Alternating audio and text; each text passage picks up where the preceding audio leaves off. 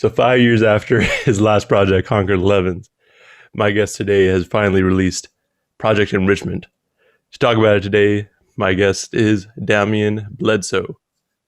What's up with it? AKA Damian, AKA D Bledsoe. If you know me, you probably call me DB. Good morning. Good morning. How are you doing this morning? Oh man, I'm blessed, man. We made it. That's what it is, right? Yeah, straight up. That's what's up. So getting right into it, with the intro itself, I mentioned it's been 5 years. This is going to sound like just a straight up job interview question, but what did you do in that gap? So yeah, on the job interview, the quick rundown. I got a college degree. I got a real estate license. I also got married and had another baby. So now I got a total of 2, maybe more pending. Yeah, I did those things and then a lot of cool shit. I can't curse, right? You can. It's good. Oh, well, it's about to fucking go crazy on a Sunday. I just did a lot of cool shit that surrounded all of those accomplishments. And bam, that was the 5 years. That's dope. That actually, honestly, does sound like a really busy 5 years. It was. I mean, shit, it's crazy. Look back, but it was. And I wrote a book too. I wrote and self-published a book. I forgot about that. That's a big part too. I did see that. Yeah. That's dope. What ended up bringing you back to rapping though? Kevin Allen. You guys can thank him for me rapping again. I give him all the credit for this. He just hit me one day and was like, pull up to the studio. And I'm like, all right. Not really sure what I'm gonna do up there, but okay. And yeah, that invite turned into me rapping on a song, and I don't even remember what the first song was ever recorded. I'm sure if I go back, I can figure it out. But it was something that's on Twice on Sunday, Grand National Twice on Sunday, season 1 out right now. But yeah, that night I made something that ended up going on that project, and they haven't been able to stop me since. God bless you, baby. Yeah. I have to get this. Yeah, that's one of my accomplishments. Talking right now. That's dope though. So, like, were you planning on returning back to rap, like, regardless, or was it just? Hell no. Oh yeah. Like my first time. I say my first time around, which sounds weird, but before the hiatus, yeah. I was just doing a lot of things that weren't conducive to my well-being, just trying to chase the dream of becoming a career rapper. Like I really was living as a rapper every single day, waking up on the grind, the whole description. It's a lot of people out there that can identify with that, but I just did a lot of things that weren't necessarily in my character, trying to chase that dream. So I needed to take a step back to realize what was best for me and what my real objective was. Because, sometimes when you go without certain resources or whatever, you pin everything on a dream and forget, again, what the real purpose was. So I had to find that again. Right. Like you had to figure out why you were doing it in the first place again. Yeah. Period. I mean, other than just loving to rap and write raps and, be in the culture that raised me, we all should still have a pointed reason for why we do what we do. There should always be a why. And I think the why was largely missing. So again, I had to step away. So you went in and found that again. Yeah. I mean, unintentionally, again, I really didn't intend on rapping again, just because of how shook I was on the things that transpired, right? Previously. So yeah, I had no intentions on rapping again. So it's all Kevin's fault. Yeah, it is. It's all his fault. Thanks a lot. Nah, but it's a dope project though. Like, and all the everything that you've done, like as far as features from Grand National to the features on Kevin's project to really just everything else I heard, like on Mo's project and all that. Like, it's all been really solid too. So it sounds Thank like you. you're comfortable and like you are enjoying it again. And what they say, I'm in my bag. God damn it, I'm in my bag right now. That's that's dope. Um, with well, just taking a step back, I guess. Like, what are some of your like? What were some of your biggest influences originally when you started out rapping? Um, so we can run that concurrently. Like none of my influences have changed really, Mm-hmm. but from the start, I have an older brother, so he put me on to some music that was beyond my generation, but it did help shape me, like the EPMDs, the Heavy D's, Rakim. My brother had me like really in some serious hip hop driven cars, and yeah, and it was odd because I'm from Richmond and my brother is from old school Easter Hill, South Side Richmond. And looking back, he probably should have been listening to some things that were a little more local or a little more West Coast, but he wasn't. But that helped to shape my musical identity.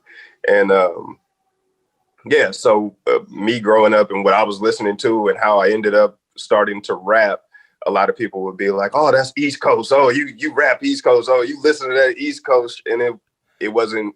Again, a lot of nothing in my life really is intentional. It's just a lot of happenings and happenstance, and yeah. So I ended up becoming a fan of what I was because of exposure, and it wasn't a coincidence that that exposure kind of helped to impact how I would end up shaping myself as an artist.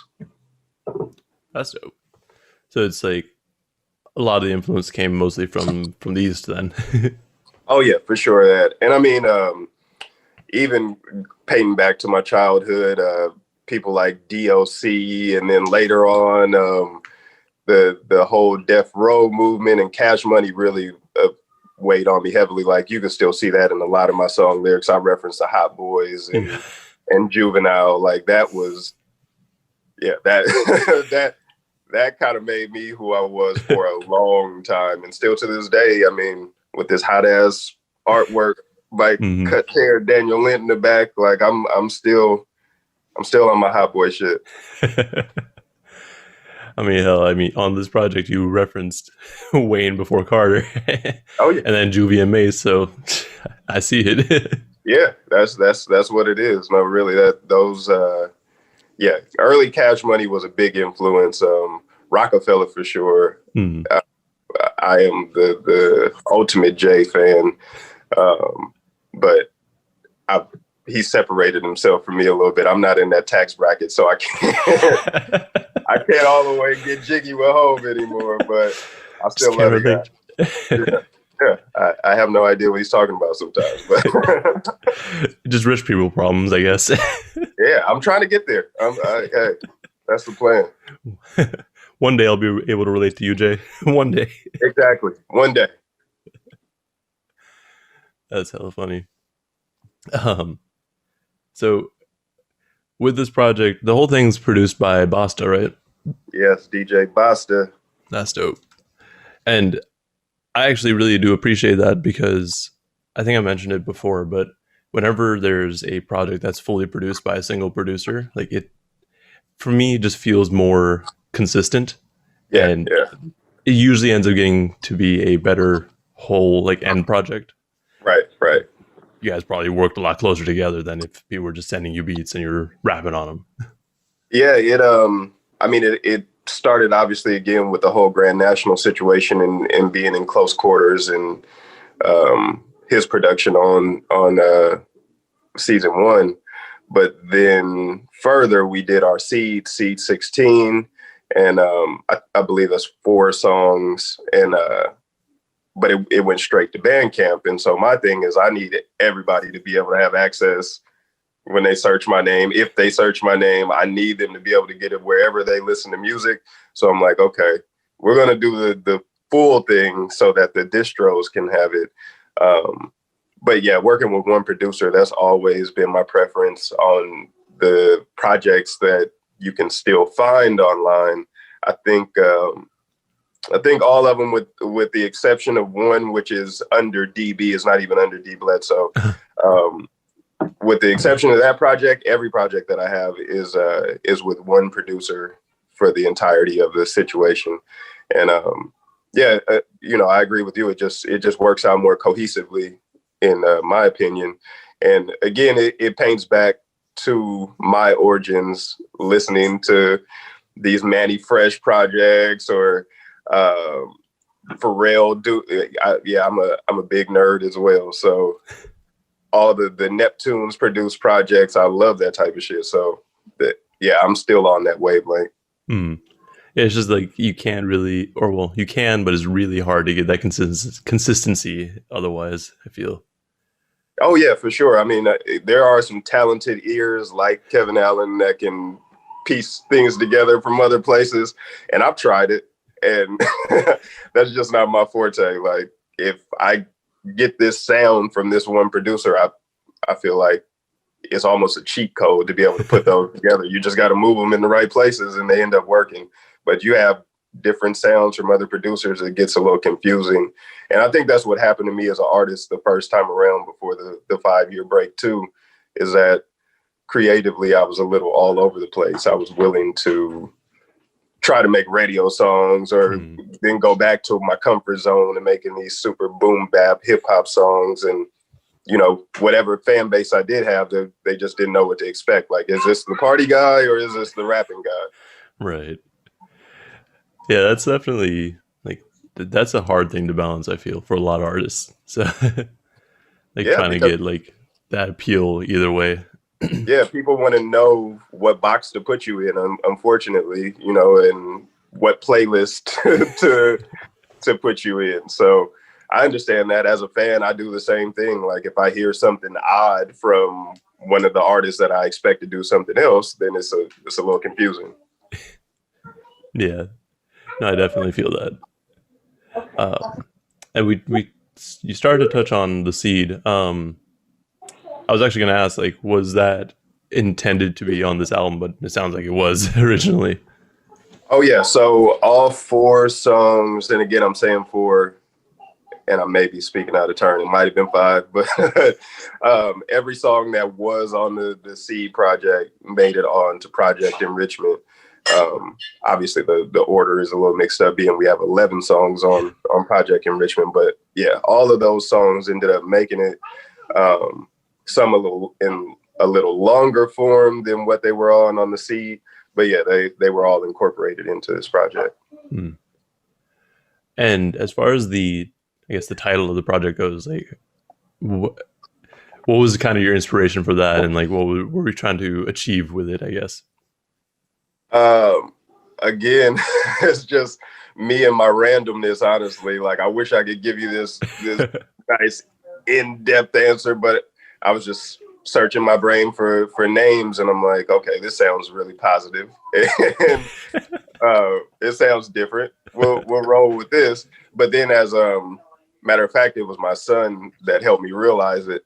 He was like, Dad, are you saying enrichment or are you saying enrichment? And I'm like, you have the sticker in front of you, fool. It's enrichment. But it's cool that, if somebody hears it, they might think that I'm saying, oh, no, I'll take that one too, baby. Thank you, wife. My sweet wife just brought me another coffee. Thank you, nice. dear wife. You beautiful thing. Yeah. Get to switch out my coffee cups, God damn it. Yeah. But yeah, if you hear it or you say it and you either say enrichment or you say enrichment, it applies to me. So the double entendre, I'll take it. It worked out.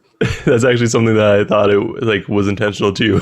At least the rich part. I'm telling you, bro, the more you stick around and fuck with DB, you will find out that not a lot of things are intentional. It's just divine. They just It just works out that way.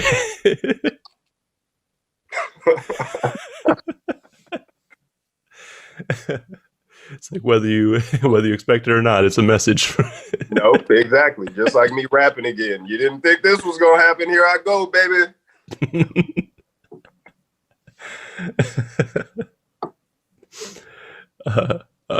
Getting into like the project proper though. So start off with Cranberry Vodka. Yeah. Now, to me, that just kind of sounded like a quick, like, I guess a rundown of what's been going on and like just kind of reminding people of you and like your rhyming style. Yeah. But I don't know if there's more to it than that.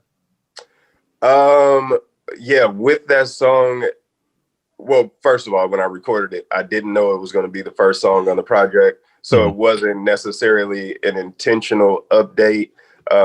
But it does give context to who I am, where I come from, and and again, to how I rap.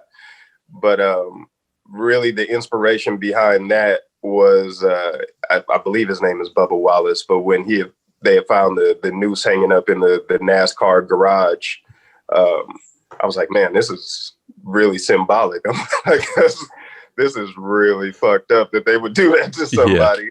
Yeah. And so that bar at the end of the song actually came first. And I was just thinking about how normalized a lot of fucked up shit has become. So that's why, like, to me, that last line of the song, hanging with my niggas, yeah, nooses on a NASCAR, is really like obscene, and I almost cringe a little bit when I hear it. But I know that when I said it, how I meant it was that a lot of the things that we do within this culture, like I said, that are normalized, are not necessarily cool things, but we do and say them anyway. And so, yeah, I just thought that current event was perfect to depict that as well. Like just the irony in hanging with my niggas, nooses on a NASCAR. Again, it's an uncomfortable line, but it just, again, talks to how my brain processes all these things that happen in our world that really don't make any sense. But hopefully somebody can make sense of them through my lyrics. Yeah, and like you mentioning that it's kind of been normalized, like certain things like that, because that was really like the last line on the track, right? Yeah. Like, because the way it like kind of fades out, like if you're not really paying attention, it just slip right by. Yeah. Like that really just plays into like how it's just okay, that's just the thing that happens now, I guess. Right. Yeah. Yeah. But again, if you listen to the song more than once and you hear it back, and then you're kind of like, damn, wait, why the hell did he just say that? So yeah, I just try to give those little jabs in there every now and then, so that on a second, third listen, you're like, oh damn, wait a minute, that really meant something else. And yeah, no, like I didn't even like pick up on like that recent event. I just thought it was like NASCAR and nooses. I'm like, okay, well, NASCAR is primarily like a non or like a white thing. So it's like, okay. Yeah, it's mad Confederate flaggish. Yeah. So yeah. No. But yeah, that event that sparked off that song. But like you said, it does give context to where I come from, and again, who it is that you're listening to. And I've shot a video for that song just a couple weeks ago, and we'll put it out in a couple weeks. But I shot a video in the backyard of a friend's house in Richmond that I went to his house every day for at least like a year and a half and recorded songs. So like I have other songs where I mentioned this guy's house. I made 100 songs on 7th Street. But everything on this project has just been like a homage to the people that have helped me along the way to either start out where I was or get back to where I am now. And so everything just connects. And the more we talk about these songs, I'll explain that more. But yeah, doing that video in his backyard meant a lot to me because I was talking about Richmond and our experiences within the city. And so being able to bring it back there to this place where I spent so much time working on my craft meant a lot. That's dope. And also, I forgot to ask earlier, I guess, but this whole project was pretty much just recorded in like the last year or so, right? Like when Grand National started, like their original recording sessions and all that. Yeah. Okay. Yeah, the oldest song on there is probably "Educated Dope." That might be that one and Juvie and Mace. Those are two of the oldest songs that may have been recorded when we were actually making Twice on Sunday. But yeah, everything is in this time. It's all new material. Oh yeah, for sure. So, then we just go into the Seed 16. So, what made you decide to like split it all up? Well, I guess other than the beat switches. Well, yeah, that because I wanted to make them separate songs, but also just the flow of things. So, they had to be separated. But this song, it was just so exciting to me. First off, to be able to forecast and speak some things into existence was really cool. So like my favorite line, and I know you got your notes, but I'm gonna tell you mine before you get there. I'm gonna be the first rapper from Richmond with a Pharrell beat. That sums it up again. Like some of these personal heroes of mine.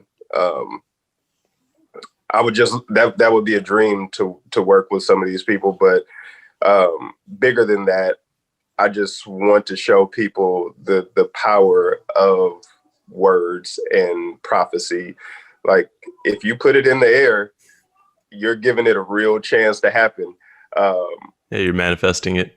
Manifesting is real. Like years ago, I'd rapped something about it was on the intro song from Diamonds and Drugs, me and Kev, our project, and I say that I want to add a Maze Complex.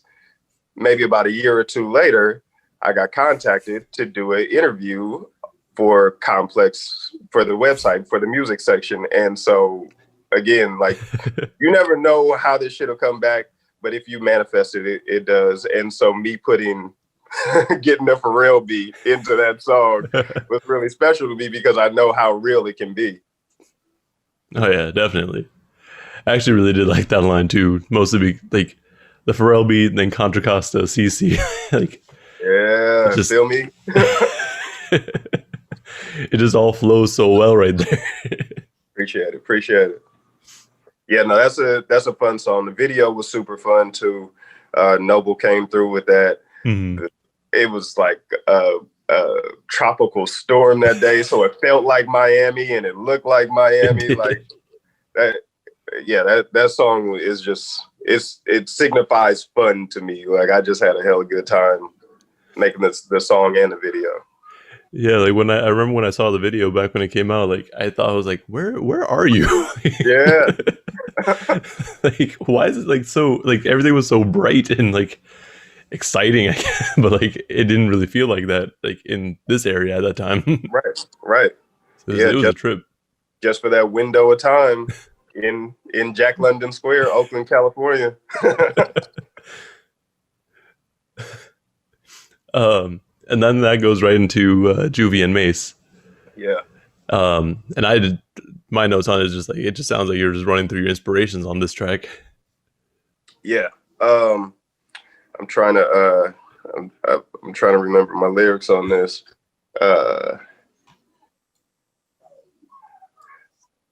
Yeah. Displayed in the museum like a beautiful vase displayed in the museum. No money to pay the entrance fee, but now you see him.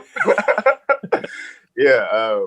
No, that song is dope. Me and Deuce, we showed up early for a lot of sessions, and it was just me, him, and SK in the studio. Mm-hmm. So there are multiple songs where me and Deuce probably could have put out this whole project, but he just did Sure, so he didn't need another grouping. But me and Deuce, we were very punctual to the to to the sessions, and yeah, that's how this song came about. And yeah, that's me and him. We really jive on that end. We just straight write bars, and we write them quick, and love to keep going. Like me and him can record forever. And this was one of those songs, and it just happened to come out dope as it did. But yeah, it was just us getting to it. Nobody else was around. Yeah, it's dope because that's actually hella funny. Like when I had him on for the East Shore project, like it just sounded like Deuce was already always there. Oh yeah, yeah. Like he's just always there, always writing, always recording. Yep, that's him. And that's again, like that's the reason this Grand National situation works out so well, is because there are a lot of commonalities that can accentuate our differences. But yeah, having a work ethic like that, that touched me right here. I was like, okay, for sure, we rock it. It makes you want to at least match it, huh? Oh hell yeah, for sure. Because again, I'm a studio rat too. Like I'm not going to be in there just getting inebriated and talking a bunch of shit. I'm getting in there. I'm trying to work. So yep. Yeah, for sure. I'm here on time, early, every time. That's cool. Like I feel like everyone that I've had on who's like been talking about the Grand National sessions is always like it's like a friendly competition sort of thing. Like you guys all bring the best out of each other. Oh, for sure. For sure. Like we'll get to the song, but like on Educated Dope, when Passwords did that verse, the whole studio, after we've started cheering, it went quiet because it's like, damn, what are we about to do next? What? All right, who's next? Yeah. What how do you follow that up? Yeah. No, but a commonly used term with us is iron sharpens iron, and is very true. Like for the whole crew, every time we get in there, yeah, that friendly competition pushes each other to make the best output. And in my estimation, this shit keeps coming out dope. So that's for sure. It definitely does.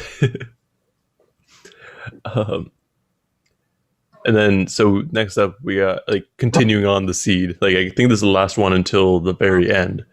But now we got On Mars and the Apocalypse. And to me, it really just sounded like you're kind of bringing up like spending habits and like more just kind of questioning like where people are putting their time and money into. Yeah.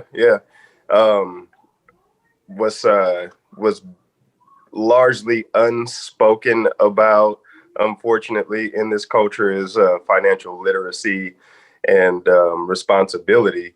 And I know I lack that a lot in my younger life, and I'm still trying to correct a lot of these fucked up habits. But yeah, that song talks explicitly to that. Just again, not trying to be preachy, but so that we are more aware of the things we do and why they do them. I have a teenage son, so I have to remind him all the time, to be aware of your motivations and, what's behind your actions. And so again, this song is just a little bit of a call to notice, like just be aware. So you don't always have to just go and get all like the flashy things, like keep in mind like what you need to do. Yeah, I mean, honestly, we don't need to do any of this shit as far as what we spend money on and the consumerism. But I understand it because it is interwoven within the culture and everything, but we just have to be mindful of it, be more aware, and be responsible. And again, I just try to give doses of these things without being preachy, because nobody wants to be told what to do. But again, after a few listens and over time, hopefully people start to hear a little bit of the education that's in there, and that's my hopes. This song is dope too, because Basta actually gave the beat to me and Mo Green. And so Mo had hit me to come to his session. And so I hear the beat and I'm like, I'm not going to say anything. I'm not going to say nothing. He went in and he does his verse. He does a whole hook. And then he comes out. I'm like, man, that was dope as fuck.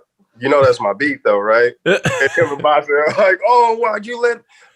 I'm like, it doesn't matter. We're both going to use this song. So that's why the song cuts off abruptly after just when you thought it was safe. Yeah. Mo has a whole verse and a hook at the end of the song. One day he'll put it out so you guys can hear the rest of it. It probably won't even be called Audemars in the Apocalypse. But hopefully he doesn't cut me off of the song. I know. I was wondering why I was like, it features Mo Green. I'm like, I only hear him on the end. What happened? Yep. That's it. That's all y'all get. That's hella funny. The rest is his. Shoot, we might get it eventually. We'll find out, I guess. Maybe. You just might, or you might not. It's always up in the air with these sorts of tracks. I don't know.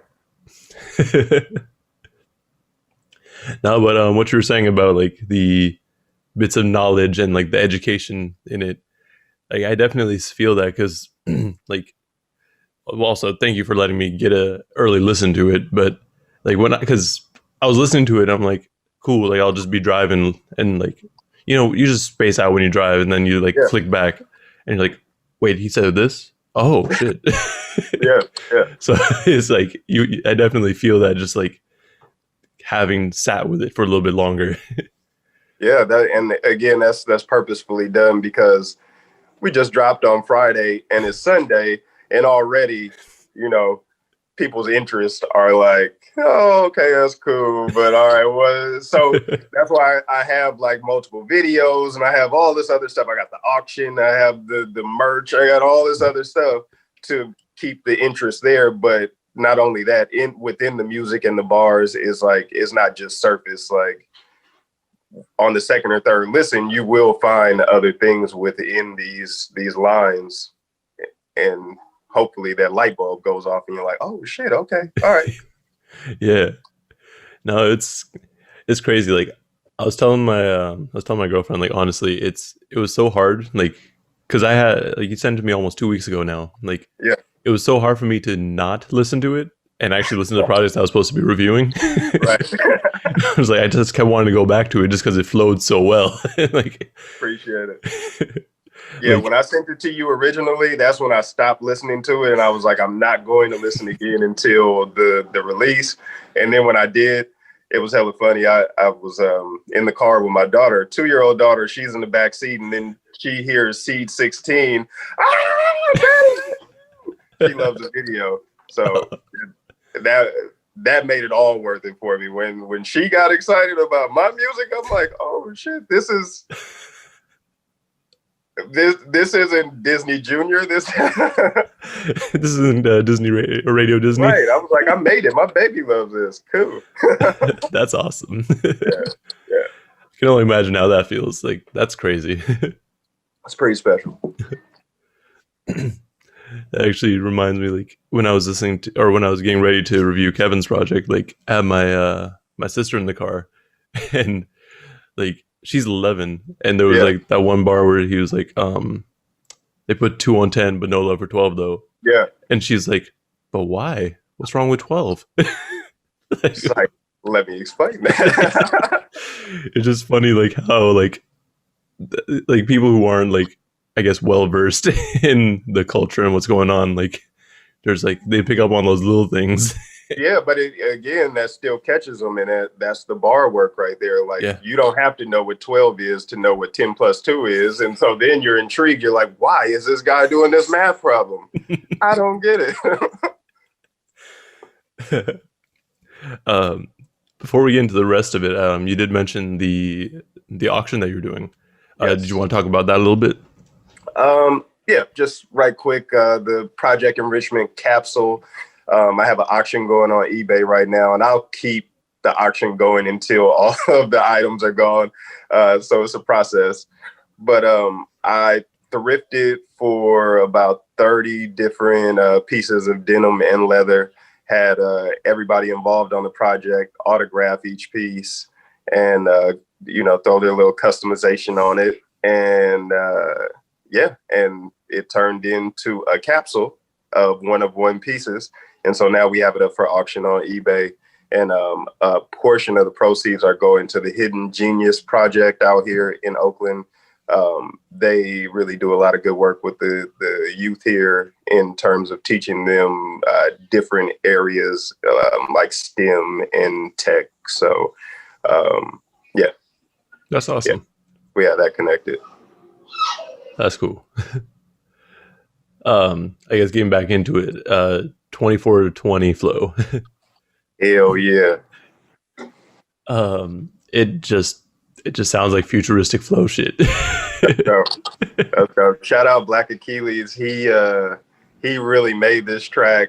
Like, obviously the title of the track is in his verse. And it was a little strange. Like at first I was like, maybe I should put out a video that's just me since this is my project first. But the video was so fire that Adam did, and Black Achilles is like one of my favorite rappers instantly. I had just met him in the midst of this Grand National thing. Oh, okay. But since then, like me and him, we have a whole project worth of songs hidden somewhere. But he's definitely one of my favorite rappers for sure. Like not even just Bay Area, Oakland, like this. What I told my wife about Black Achilles, this is one rapper that I know for sure reads more books than I do. And I love it. Like I've been heavy into reading over my break, over my hiatus. The 5 years away, I've read countless books and I really pride myself on that. But rapping with that guy, I was like, oh shit, I got more work to do. So yeah, this song is really special. That's funny. And like at first I was trying to figure out like what the like pushing 400 years forward like was meant to be. Yeah. Like was it meant to just be like an arbitrary number, or like was it intentional? Yeah. Yeah. No, it was very intentional, and I wish he could be on here with us to explain all the intent, because I'm still doing research on his verse to this day, on his verses, like on some real shit. So I'm not even going to try to decode his verse for you. For sure. But again, people like that, they keep pushing me, like you said just a minute ago, that friendly competition. It's even more. That's like a intellectual competition with him. It's like, damn, if he could put all that into bars and make it sound good. Like it's not this overbearing backpack shit where nobody else can understand. Right. He'll put it in the midst of some Bay Area shit, and it just is very palatable. And yeah, man, I can't say enough about it, Black Achilles, but I rapped on that motherfucker too. I also like, with your verse though, I did really like that Get Out line. That's always just hella funny to me. Oh yeah, like any reference to Get Out is just funny. Yeah, it is, but it was a point of contention for me for sure because of my union. I've heard a lot of sneak jabs and people want to say what they want to say, not understanding who I am first as a person, but then understanding what this is all about. So that's why I had to spell it out in the song. Love is love. Like, I the get out jokes and all this other shit. Okay, you can say all that, but honestly, like no one has come to me directly with any disrespect, which I pride myself on, that I always carry myself with respect. So people don't come directly with those shots at me, but I hear it and I see it. So I do want to address it so people can get these notions out of their heads about people involved in these type of relationships. Like, bro, what are you worried about what's going on in my house for? Right. Like, worry about your shit. But if you really want to know, here you go. It's like, this is my business, but here, like, if you really need some info. Yeah. Again, you ain't got to wash my dishes. You ain't got to take my drugs. Like, everything that happens in your household is personal to you. Mm-hmm. Same thing in mine. And that's where those lines came from. But that whole song again, and the whole verse, my verse, again, that I'll speak on. It was just really pointed. And thank you again to Black Achilles, Mikey. You brought that shit out of me to be able to say that. But even the first line, I get nervous. I don't want to say too much too fast, too much too soon, whatever the fuck I say. But that's again, like we were talking about, I don't ever want to be too preachy. I don't want to come off as if I'm holier than thou or no more than anyone else. I just may have stumbled upon some information that I want to share. So I don't want to do too much too fast. I don't want to just come at you. Hey, you need to do this. You're not living right. No. I'm like Keith Sweat. I want to make it last. No, that makes sense though. Like, you don't want to overwhelm people. No, not at all. And I'm already giving them rap after rap after rap. So I don't want to do too much.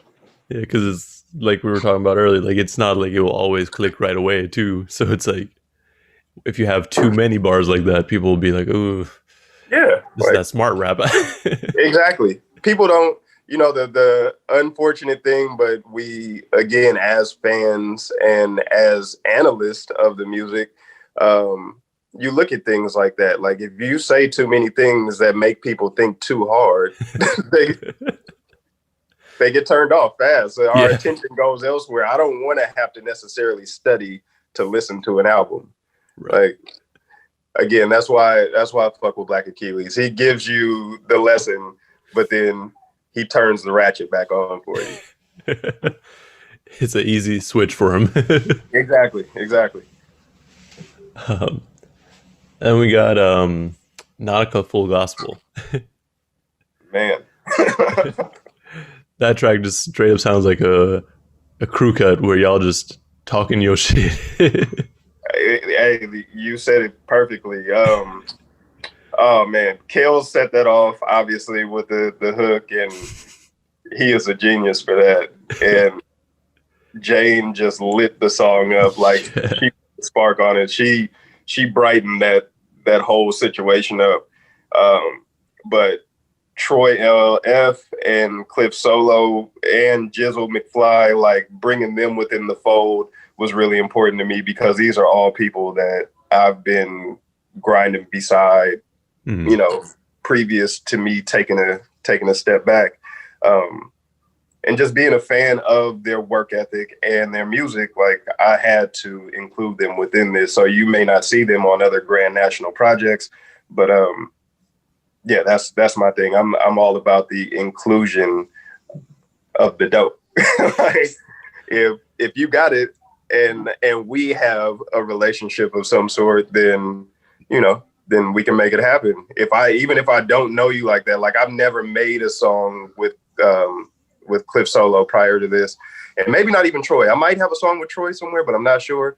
But I have stuff with Jizzle in the past. We have a catalog together, but just involving people that I have respect for is big for me if I can make it happen. So I reached out to a few people, but on this one specifically, those two guys, they made it special for me. And this whole song, like, I wanted to have like 10 people on the song. I wanted it to be like damn near like a 10-minute song, but it worked out how it did, and it still came out dope. Yeah, no, I could definitely see this being like one of those, like you said, like a 10-minute song, like, where you just have everyone on it. It's like, it's that sort of beat too. Right. It sounds like waves. So, like, how you sit at a beach and get hypnotized sometimes by the waves coming in. No wave is the same as the last, but at the same time, you're just sitting there entranced by it. Like, damn, this is cool. I like this. Yeah. And that's how that beat and the song just went for me. I was like, man, we can go forever with this. That's dope. And honestly, like, the way it kicked off with Jane was just like, Okay. Yeah. we're getting right into it then. Yes. And her rapping too, like a lot of people that know her would just assume, you know, when you see that name that we're going to get a singing hook or something, Right. or go, here's that song. But she got rocking the mic. Like, okay. Like, it was definitely unexpected when I saw the track list originally. Yeah, yeah. I was like, okay, cool. This is dope. Yeah, hell yeah. And her and I go back to like, man, again, all these pieces is just so special because of how they fit together. But yeah, her and I, we have an extensive history before both of our name changes and just all the shit. Like it's just special the way all of these songs came together. But this one is no different. It just really came together organically, and it sounds dope. Yep. As far as the title of it goes, where'd that come from? That was another bit of randomness, you know what I'm saying, to keep with the theme. I again, the water made me think of nautical, and yeah. So I've been buying and wearing a lot of Nautica lately. I always like to be a little contrary to what the style is or whatever, so that nobody's really fucking with Nautica right now. Let me infuse that. But the full gospel was just because it was a plethora of people on the song. So yeah, Nautica full gospel. For sure. No, I just assumed that it had something to do with like a Nautica jacket too. Oh yeah, damn near a hoodie, but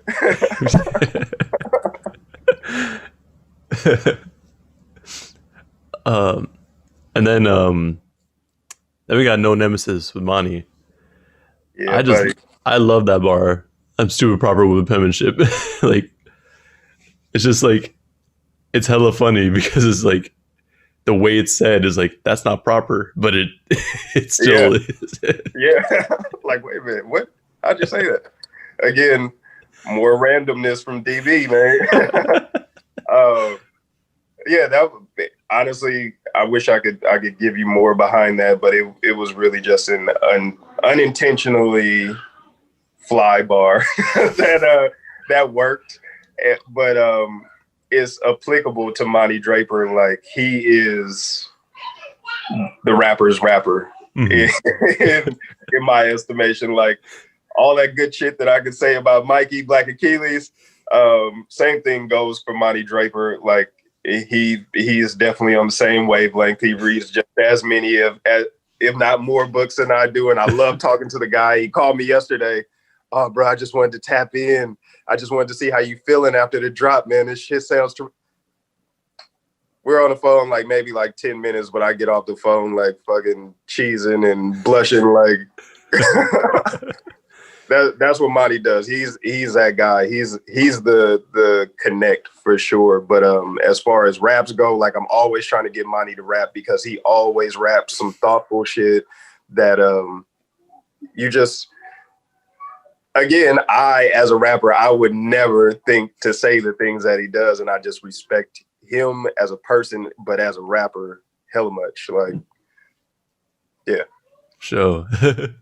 Can we do a whole separate show on Monty Draper bars? No, but yeah, for this one too, just to connect to how I was telling you, everything is hella cool how things came together, but also the history behind them. So we shot a video for No Nemesis as well, but we shot the video in the store of a childhood friend of mine. So a friend of mine opened a shoe store and a luggage store in the Pleasanton Mall. And he allowed us to shoot the video inside of his store. But furthermore, on the song, the sample is from Johnny Cash, who me and the owner of the store played basketball with at the Elsa Barney Boys Club and through junior high and high school. So again, all these things just connect in a weird way, but they really did happen. And a lot of it was unintentional, but it's a story behind all this shit. That's dope. It's great. It's crazy how things work out like that too.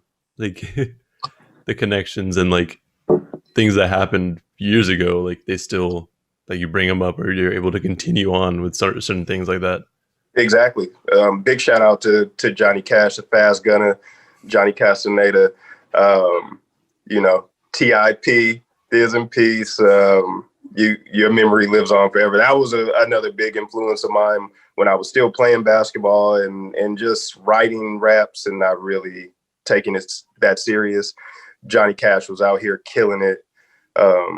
And he is by far one of my favorite rappers from the Bay Area, not just Richmond, but from the Bay Area. And wish he could have, you know, gone on to show more of how talented and how skilled he was. But being able to put that sample on the song just meant a lot to me. And again, connecting that by shooting the video in my friend Rashad's store, it put it all together. That's dope. With that track though, like what are you trying to get across, I guess? That we are all just our biggest threats. Like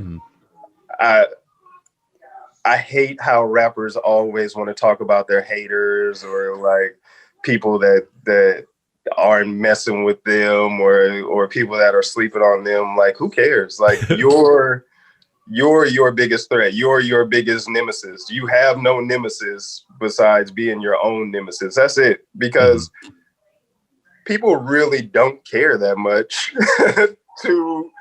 to give you that type of time. Like people might say something fleeting on the internet, on social media, but that took them half of a second to write. Like people really don't care that much about other people to quote unquote hate. So we just got to get out our own way. And that's what that hook was talking to. But on top of that, again, just creating that awareness that we're really rapping over here. Like this whole Grand National thing, we are stupid proper with that penmanship, man. We rapping. I also picked up like with the you being your own biggest enemy, like kind of like you're like, do you mean like you're more your own biggest critic, or like the things that you do are like, or things that can hold you back?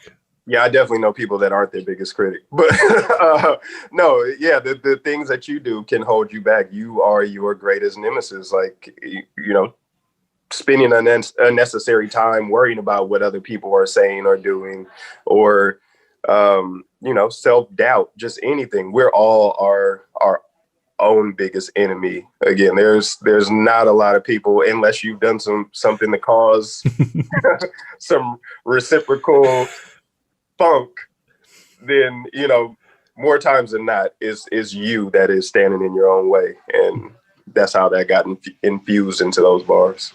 That's dope. Gets the message across pretty well then. Appreciate it. And then we go into Well Big with Cham Green. Hell yeah. And I feel like the last line of your verse probably explains it the best. Always plan to do it big. Well. Yeah. Period. That has always been the plan from the beginning. But God, man, now that we're running down these songs and the features and shit, like it's just really cool, the relationships that got built in this whole time, creating not only Project Enrichment, but again, all the other Grand National projects. Cham Green has become one of my best friends. And I don't even know if he knows it or not, but like, God, Champ is a walking bar. Like if you get to spend just an hour with Champ, your life will be changed for the better. God, yeah, man, that's what I'm saying. Like, again, running down these songs and just thinking about these individuals is hella special. Like, there's nobody like Cham Green, but that's evident when you hear his bars too. Yeah. You know, a lot of times you may not even know what the hell Champ is talking about, but it sounds great. And then you end up piecing it together like, oh, wait a minute. He is just really a walking Oakland thesaurus.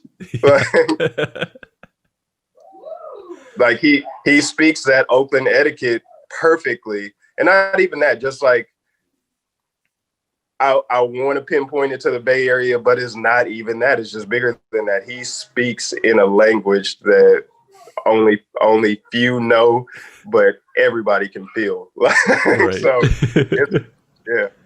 God, Champ Green. He just seems like a real fun dude anyways. Like on Instagram, like every video of his, I'm just like, yo, you funny. But you're He also just like had spitting truth. somebody just cash at me yesterday because of him. It was like, Oh, yeah, in the words of a Champ Green, cash app. Like, thank you. All right. Hey. Cool. Nah, yeah, but this song is this was really just more of a hard rap song. Like, and me and Champ as well, we have a lot of songs like this where it's just me and him primarily in the studio, and we're just rapping. Like I was saying about Deuce and how he's always showing up. Champ is the same way. Mm-hmm. Always on time, always ready to rap, always writing to a song. Even if the song isn't for us, we're sitting there rapping or sitting there writing to it. And but not only that, like, Champ is very accommodating. So if he sees there isn't any alcohol flowing in the studio, I'm about to go get a bottle, bud. He sees there's no food in there. Oh, y'all want something to eat? I'm about to order, blah, blah, blah. He got his face on the side of some food product, man. Food is a big deal. That's awesome. But yeah, always plan to do it big. That's very apt for the people on this track, and just for our approach in general. Mm-hmm. I mean, if you don't have plans to do it big, you probably should. What are you doing? I also like how Champ ended the track and then Educated Dope starts off with him. Yeah. Yeah, that flowed real good. Dope, thank you. Yeah. Again, the Well Big is more of a more serious tone, a little bit darker. And that's not necessarily Champ's personality. So, but he raps so well that I had to include this song, but then I had to follow it up with what we all know and love Champ for. Yeah. So let him just come right back in talking that shit, and then here we go. And with Educated Dope, it really just does sound like another like sort of crew cut. Yeah. That was actually one of the few that didn't make Twice on Sunday, just because of flow purposes. Yeah. But it definitely belonged in the same vein. And that was one of the first songs that Passwords recorded with us. And yeah, that one definitely had to see the light of day because he just totally killed it. Obviously Kev is always rapping his ass off. And man, it's another one of those crew cuts that was just it had to see the light of day. It had to. Sure. And like it to me, like at least tying the title into the track, it sounds like everyone's just trying to spit game and teach in one way or another. Yeah, honestly, that one was just one of those nights where people were rapping bars. And so like the order in which we rapped and everything was different. So I had to go back in and arrange the song where I thought pieces fit. But yeah, Champ said the title of the track in the song, and it just stuck. And I think it again explains what we're selling here is that educated dope. Like we're not selling you a book, we're selling you rap albums. But at the same time, there is some knowledge, a whole lot of knowledge, behind these bars. So that's educated dope. That's awesome. Like that's like kind of what I picked up from it too.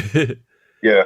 Like it's not necessarily like there's a lesson to teach, but it's like just those little like tidbits of knowledge like that you're just trying to like throw out there and like have people pick up on whenever they pick it up. And yeah, and still at the same time, the emphasis is that we're rapping over here. Like we are rapping and there is substance in the bars, but just know that the bars are coming rapidly for sure. And then we get but Passwords verse was dope for sure. Like, You're like, let me not skip over that. Yeah. Because like I remember like you had tweeted about it, like how his verse, like you were just waiting for people to hear that verse. Yeah. And man, yeah, like because if you just listen to it like without paying attention, like you'll just skip right over it. right. But when you stop and actually listen to it and like or read the lyrics to it, like there's stuff in there. Yeah, oh for sure. Like that. Yeah, his whole verse is crazy. Shouts out to Passwords, like another special person that I bonded with in this process, and I'm a super big fan of everything that he does. You'll hear on my very next project how I incorporate him a little more, but he's got a project coming out, his first solo, which is crazy. But his first solo is coming out, and yeah, Passwords he's a real rapper, man. That's For sure. yeah. He's a real rapper. What else can you say about that? Right. Like I don't even have to hype him up. It's Passwords. His words speak for themselves. Pun intended.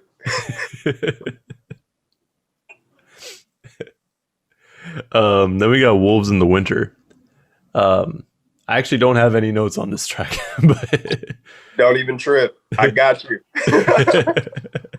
So the day that that Mo Green did his version of Audemars and the Apocalypse, Basta also played this beat. And I don't even think we really had time to do another song, but we said, SK, please make time for us to do this song. And I kind of just took ownership over it because it wasn't even my session. It was Mo Green's session. But I'm like, but this is my song. I need this. But Respiration, Black Star Respiration is one of my favorite songs of all time. I even did a freestyle over it some years back. It's floating somewhere in the interwebs. But yeah, I repurposed the hook that they did on that song for this.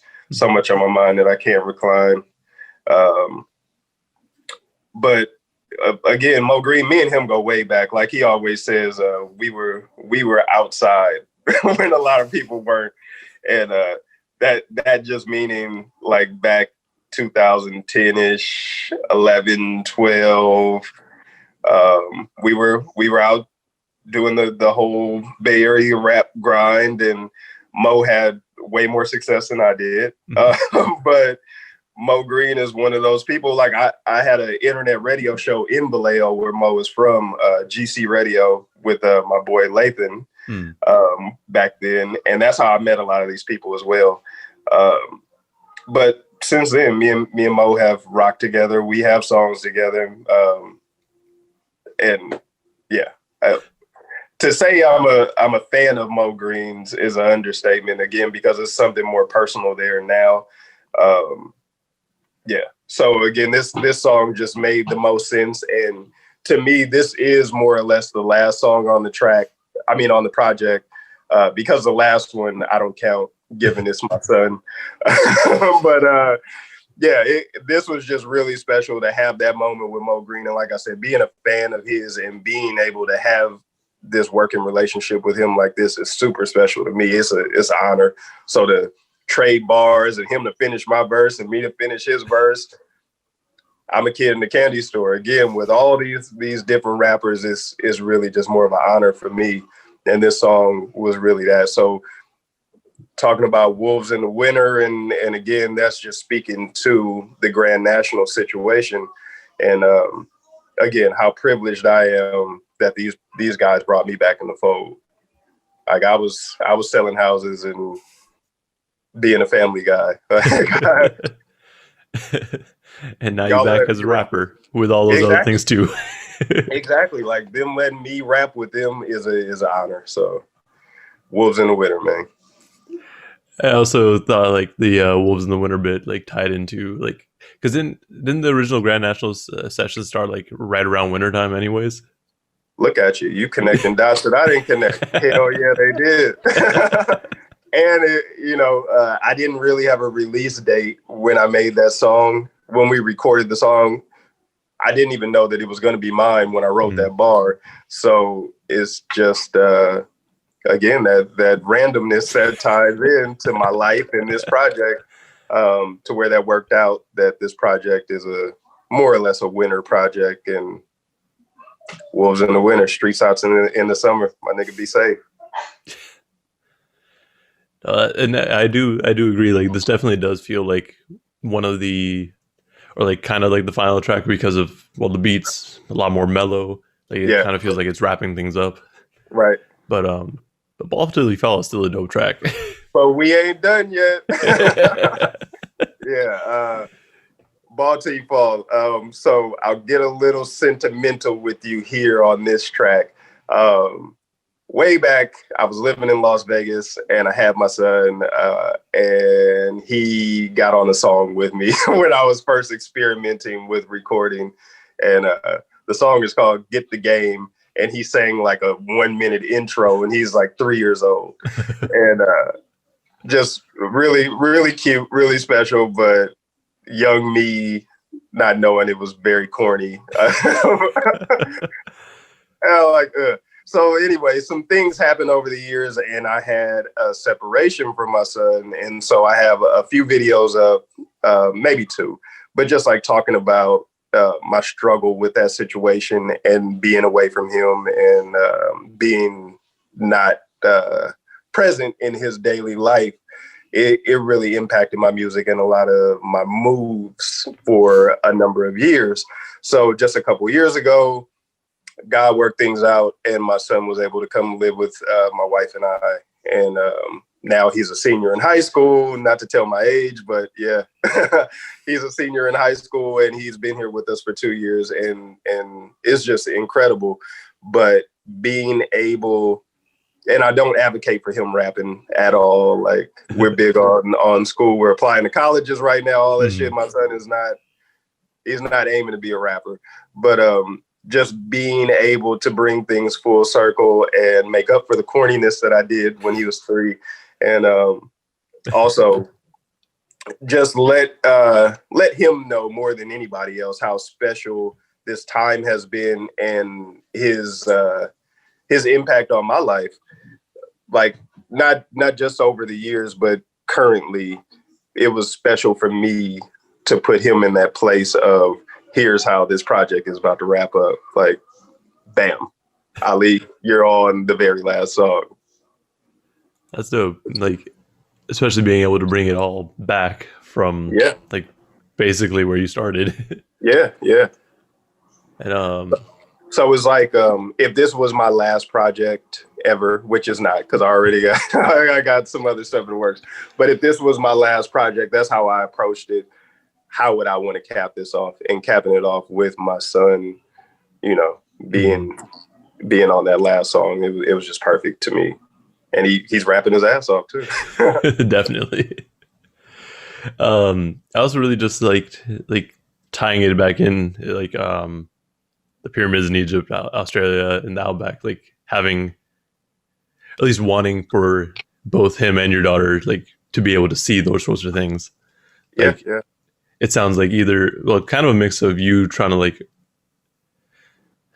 one, to like be able to provide for them to go see those things, but also like for them to get to a point where they can do it kind of on their own. Oh yeah. And just to aspire to that, because again, in this culture, we have glorified things that aren't. It's like setting these kids on a hamster wheel. Like, you're just chasing the same thing over and over. Oh, it's December again. I guess I got to get those 11s. Oh, what's next? Right. Oh, we gotta buy more guns. All right, for sure. It's just this hamster wheel. But I just want, and obviously it starts in my household, how I impact. But I just want these babies to aspire to more, to want to see more, to want to see and experience the world. And not only that, to want to impact the world and not just be so surface based.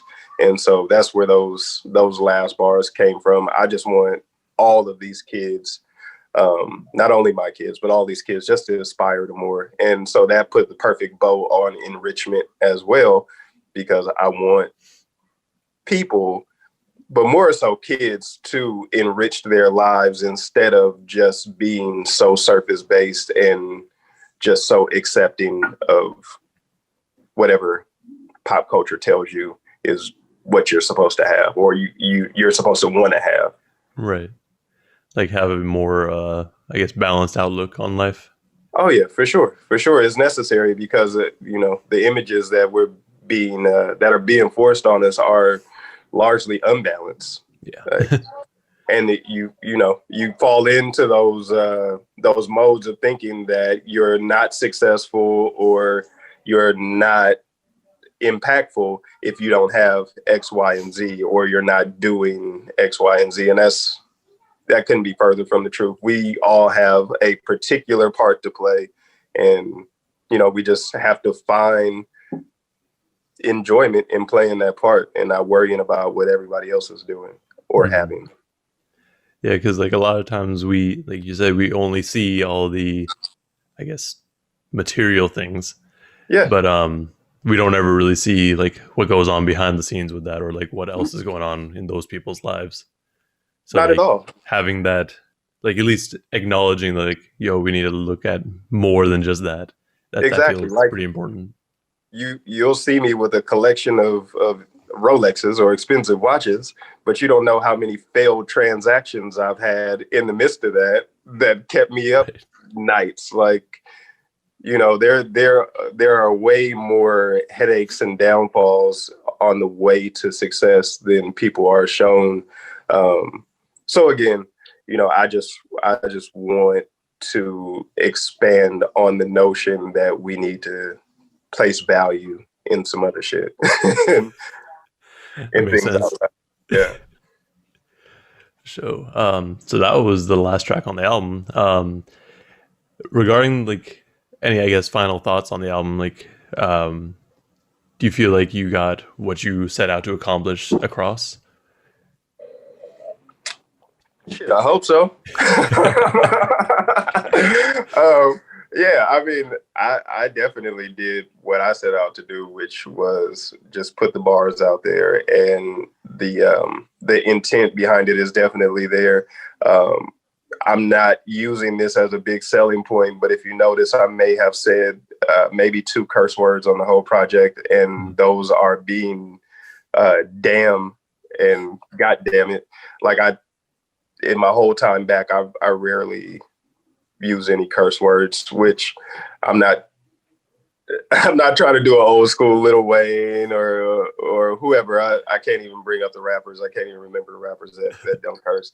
But I just wanted that to be a thing without it being a thing, without people being able to notice. And I haven't heard anybody really pick up on that, which is hella cool. Like I still speak candidly, like in these interviews and personally, I'm still motherfucker shit, but just with the products that and the legacy that I'm trying to establish and leave at this point, I just want to X out a lot of unnecessary things. So you're not going to see me smoking heavy in videos. Like all that is, I'm trying to make corrections that that are tangible and that people can see without me being overtly obnoxious about it. Like, oh man, I don't do this, I don't do that. And nah, if you pick up on it, you'll see it. But yeah, again, to answer that question, yes, I I have done what I set out to do with this one. That's dope. And I guess going off of you like trying to limit cursing and like how you're portraying yourself, is that more just so like for people who like were to listen to your music, I guess, like if they're younger or like later on, whenever they do end up listening to it, like, is it kind of to set kind of be like a role model sort of thing for it? Like, hell yeah. No, it's definitely, I'm definitely on a correction course. One of my biggest songs is a song with Kev and Jay Anthony that D-Lo got on the remix. It's called Can't Do It. And I'm talking about sliding visas through ass cheeks and just what am I doing? Why? Like, I love the song still. Like, it's a great song. But again, like, that just points to the anythingness that I was doing and the extreme randomness that I was exhibiting before. So yeah, now I'm for sure on a correction course and just trying to be what I'm talking about. Like I can't tell people to enrich their lives or be better or try to be better if I'm not doing it myself. So with me putting in, don't want to be a hypocrite. Fair. I mean, you got to do what you can to work on it, I guess. Oh yeah, for sure. I mean, and that's the point, like just for us to try to be better every day. Again, it's not to be preachy or tell people that to be perfect. It's just to strive for perfection. We'll never be perfect. Right. But, if you're not trying to be better or do better, what the fuck are you doing? Right. You got to try. You got to work on yourself every day. Like you said, no one's perfect. It's a process. For sure. I'm still trying to make the perfect cup of coffee, and I still haven't got it yet. But you think I'm gonna stop trying?